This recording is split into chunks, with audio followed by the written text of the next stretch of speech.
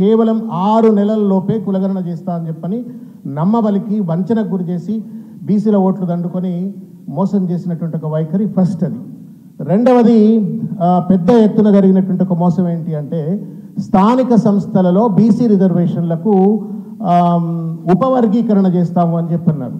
ఈ ఉపవర్గీకరణ పైన భిన్నమైనటువంటి అభిప్రాయాలు ఉంటే చాలామందికి ఉంటుండొచ్చు కానీ ట్రిపుల్ టెస్ట్లో ఏదైతే సెకండ్ కాంపోనెంట్ ఏదైతే చెప్తా ఉన్నారో to evaluate and understand and arrive at the political backwardness అని చెప్పని ఏదైతే జడ్జ్మెంట్లో చెప్పినారో, పొలిటికల్ బ్యాక్వర్డ్నెస్ని అసెస్ చేయటం అంటేనే మొత్తం బీసీలలో ఉన్నటువంటి ఒక వెనుకబాటుతనాన్ని కులాల వారీగా గుర్తించి తదనంతరం ఎట్లయితే విద్యా ఉపాధి అవకాశాల్లో ఏ రకంగానైతే వర్గీకరణ చేస్తూ ఉన్నారో అదేవిధంగా రాజకీయ పదవుల్లో కూడా అదే రకమైనటువంటి ఒక వర్గీకరణ కర్ణాటక కావచ్చు లేకపోతే తమిళనాడులో కావచ్చు ఏ రకంగా అయితే వర్గీకరణ ఉందో అదే రకమైన వర్గీకరణ చేస్తా అని చెప్పని 2018 మేనిఫెస్టోలో కాంగ్రెస్ పెట్టుకుంది, 23లో మేనిఫెస్టోలో పెట్టుకుంది, తర్వాత బీసీ డిక్లరేషన్ కూడా చేయడం జరిగింది. ఈ రెండింటిని కూడా రేవంత్ రెడ్డి గారు పెద్ద ఎత్తున దాటవేత దోళ్ళకి పాల్పడేటువంటి ఒక పరిస్థితి.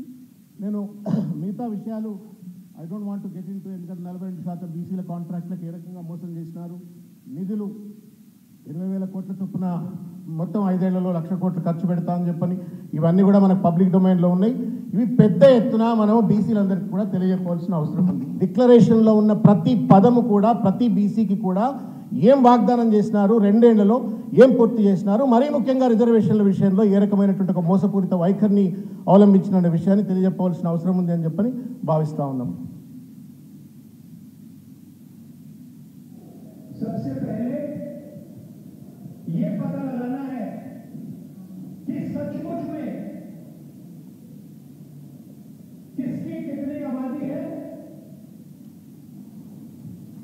और किसको कितनी भागीदारी मिल रही है, और ये पता लगाने का एक ही तरीका है, उसका नाम है जाति जनगणना।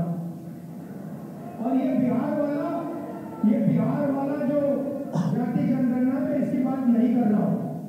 जाति जनगणना देखना है तो तेलंगाना वाला देख लीजिए।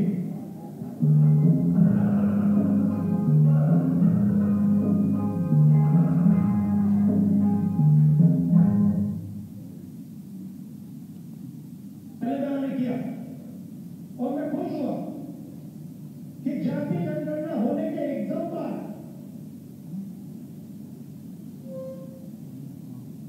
हमारे चीफ मिनिस्टर ने और हमारी टीम ने ओबीसी रिजर्वेशन को 42% तक पहुंचा दिया। వాస్తవానికి ఆలు లేదు సూర్యు లేదు కొడుకు పేరు సోమలింగం అన్నట్లుగా ఇవాల్టికి కూడా తెలంగాణలో ఉన్నటువంటి చాలామంది వివిధ కుల సంఘాలకు చెందినటువంటి వాళ్ళు కావచ్చు లేకపోతే కాంగ్రెస్ పార్టీలో ఉన్న బీసీలు కావచ్చు మిగతా రాజకీయ పార్టీలు ఉన్న బీసీలు కూడా రేవంత్ రెడ్డి గారు ఏదో కింద మీద పడతాను 42% రిజర్వేషన్ కులగణన చేసిండు 42% రిజర్వేషన్ ఇస్తున్నాడు అనేటువంటి ఒక భావనలో ఎట్లయితే కొద్దిమంది బీసీలు తెలంగాణలో ఉన్నటువంటి వాళ్ళు ఉన్నారో రాహుల్ గాంధీ కూడా ఆ భావననే దేశవ్యాప్తంగా ఇవాళ వ్యక్తీకరిస్తూ ప్రజలందరూ ఆయననేమో డెలిబరేట్ చాయిస్ ఆఫ్ మిస్లీడింగ్ అదే అంటున్నాను ఆయనేమో డెలిబరేట్ చాయిస్ ఆఫ్ మిస్లీడింగ్ అందుకే అన్న మిస్లీడింగ్ ఆఫ్ ద నేషన్ అని చెప్పాను అన్న డెలిబరేట్ చాయిస్ ఆఫ్ మిస్లీడింగ్ కాకపోతే ఇక్కడ సమాచార లోపం వల్ల చాలామంది ఇవాళ ఏ రకంగా 42% రిజర్వేషన్ రాకుండా మోసపూరితంగా రేవంత్ రెడ్డి గారు వ్యవహరించిందనే ఒక విషయాన్ని గుర్తు చేసుకోవాలని చెప్పని ఈ సందర్భంగా తెలియజేస్తూ ఒక పక్కన రాహుల్ గాంధీ ఏమో రేవంత్ రెడ్డిని దేశవ్యాప్తంగా పొగుడుతూ ఆయన బీహార్లో కావచ్చు మహారాష్ట్ర ఎన్నికలు కావచ్చు పెద్ద ఎత్తున ప్రచారం చేసి మేము జాతి జనగణన చేసేసినాం 42% రిజర్వేషన్ ఆల్రెడీ ఇచ్చేసినాం మొత్తం అయిపోయింది అని చెప్పని ప్రచారం చేసుకొని దేశాన్ని అంతా కూడా మిస్లీడ్ చేస్తున్నటువంటి తరుణం చూసినాము. ఇక రేవంత్ రెడ్డి గారేమో మమ్మల్ని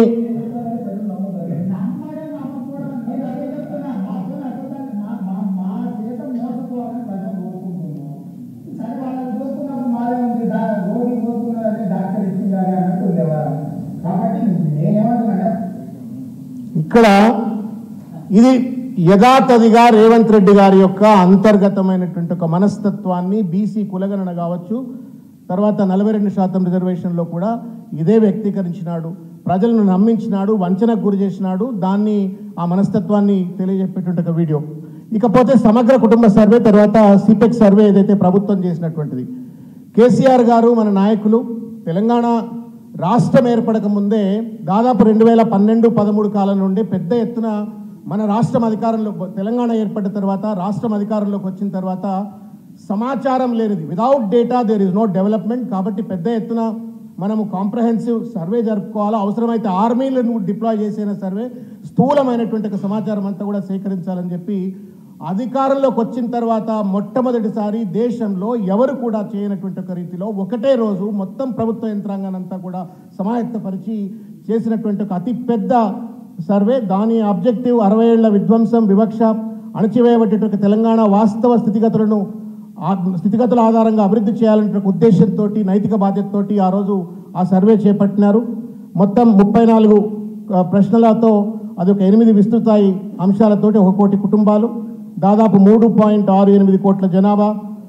తద్వారా ఆ సర్వే ద్వారా 51% బీసీలు ఉన్నట్టుగా, ఎస్సీలు 18% ఉన్నట్టుగా, ఎస్టీలు 10% ఉన్నట్టుగా, ఇది మొత్తం వ్యవహారం అంతా కూడా, ఈ సర్వే అంతా కూడా జనరల్ అడ్మినిస్ట్రేషన్ డిపార్ట్మెంట్ పరిధిలో జరిగినట్టుగా నాకు ఉన్నటువంటి ఒక సమాచారం. ఇకపోతే సిపెక్ సర్వే ఏదైతే చెప్తా ఉన్నామో, ఈ సర్వే కులగణన ట్రిపుల్ టెస్ట్ ఆధారంగా వచ్చినటువంటి ఒక కులగణన. ఇది దాదాపు 1,80,000 మంది ఎన్యూమరేటర్స్, డేటా ఎంట్రీ ఆపరేటర్స్ అంతా కూడా కలిసి చేసినటువంటి ఒక పని. నవంబర్ 6 నుండి ఫిబ్రవరి 3, 25 వరకు ఈ సర్వే అంతా కూడా పూర్తయిపోయింది. దాదాపు 3,54,00,000 మంది నుండి సమాచారం సేకరించడమని చెప్పినప్పటికీ కూడా ఈ మొత్తం వ్యవహారం అంతా కూడా లోపభూయిష్టంగా జరిగిందని చెప్పడానికి డేటా బేసిస్లో మనకు ఉన్నటువంటి ఒక కన్క్లూజన్ ఏంటంటే 1,03,000 కుటుంబాల సమాచారమే రాలేదని చెప్తున్నారు వాళ్ళే అఫీషియల్గా. 1,68,000 కుటుంబాలు మాకు సర్వేకి సహకరించలేదు అని చెప్పినారు. తర్వాత 84,000 కుటుంబాలు తప్పుడు సమాచారం అందించినారని చెప్పని వెరచి మొత్తం ఎక్సైజ్ అయిన తర్వాత కొండంద వేలుకని పట్టినట్టుగా 2014లో బీసీలు 51% ఉంటే కష్టపడి రేవంత్ రెడ్డి గారు బీసీలను వంచనకు గురి చేసే విధంగా కేవలం 46% మాత్రమే బీసీలు అని చెప్పని తగ్గించినట్టు ఒక పరిస్థితి. ఇది కూడా బీసీలకు మనం తెలియజెప్పవలసిన అవసరం ఉందని చెప్పి నేను భావిస్తూ ఉన్నాను. మొత్తం మీద ఈ మొత్తం ప్రాసెస్లో గవర్నమెంట్ వాజ్ నాట్ సిన్సియర్, ప్రజలను సమాయత్తపరచలేదు. మంత్రులు పూర్తి స్థాయిలో, జిల్లా మంత్రులు లేకపోతే ఇంకా మంత్రులు, ఎమ్మెల్యేలు ఎవరు కూడా పూర్తిగా ఇన్వాల్వ్ కాలేదు. ఒక క్యార్లెస్గా, క్యాజువల్గా ఏదో తంతు నిర్వహించినట్టుగా ఈ మొత్తం నిర్వహించడంతో బీసీలను, శ్రీనివార్మలనే అన్నాడు ఒక మాట, 46% రిజర్వేషన్లు బీసీలకు ఇచ్చిండ్రు అంటే జూబ్లీహిల్స్లో ఎవరో ఒక శాసనసభ్యుడు, ఒక మాజీ మంత్రి ఇంట్లో కూర్చొని ఒక పర్టికులర్ సామాజిక వర్గానికి సంబంధించిన సంఖ్యను పెంచుకున్నారు, ఓసీ పర్సంటేజ్ పెంచినారు, బీసీ పర్సంటేజ్ తగ్గించినారు అని చెప్పి ఒక వివాదాలకు కారణభూతమయ్యే విధంగా సాంకేతిక నిబద్ధత లేకుండా, ఒక సైంటిఫిక్ ప్రాసెస్ లేకుండా జరిపినట్టుగా ఈ యొక్క సర్వేకి సంబంధించినట్టు ఒక విషయాన్ని కూడా మనం బీసీల దృష్టికి తీసుకెళ్లాలని చెప్పని కోరుతా ఉన్నాను. మన లక్ష్యం తెలంగాణ ప్రజల సమతుల్యమైనటువంటి అభివృద్ధి. ఇకపోతే కులగణన లక్ష్యం 42% రాజకీయ రిజర్వేషన్లు ఇవ్వాలని చెప్పని సుప్రీంకోర్టు తీర్పు ఆధారంగా Krishnamurthy versus Union of India కానీ లేకపోతే వికాస్ కృష్ణారావు గవాలి జడ్జిమెంట్లో ఆధారంగా రిజర్వేషన్లు ఇవ్వాలన్నా, పెంచాలన్నా ట్రిపుల్ టెస్ట్ అనేటువంటిది తప్పనిసరిగా పాటించాలా అనేటువంటి ఒక సూత్రం.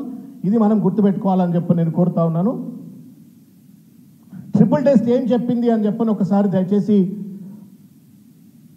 ఇది Krishnamurthy versus Union of India judgement. The identification of backward classes for the purpose of reservations is an executive function, అంటే గవర్నమెంట్ ఫంక్షన్.